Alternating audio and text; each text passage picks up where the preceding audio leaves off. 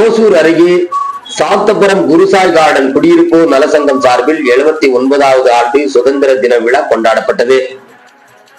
இன்று நாடு முழுவதும் 79வது ஆண்டு சுதந்திர தின விழா கொண்டாடப்பட்டு வருகின்றன.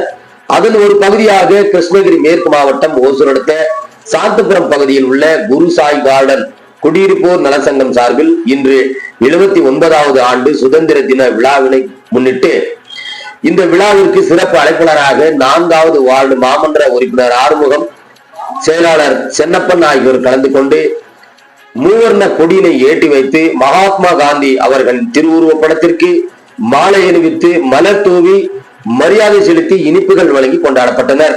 இந்த நிகழ்ச்சியில் குருசாய் கார்டன் பகுதி பொதுச் செயலாளர் ரவிச்சந்திரன் மற்றும் பொருளாளர் ஏழுமலை, துணைத் தலைவர் மேகநாதன், செந்தில்நாதன் மற்றும் சசிகுமார், சபரி, துரை, ரவி, சரவணன், ஸ்ரீதர், செந்தில்குமார் மற்றும் குருசாய் கார்டன் பகுதி மக்கள் என பலர் கலந்து கொண்டனர்.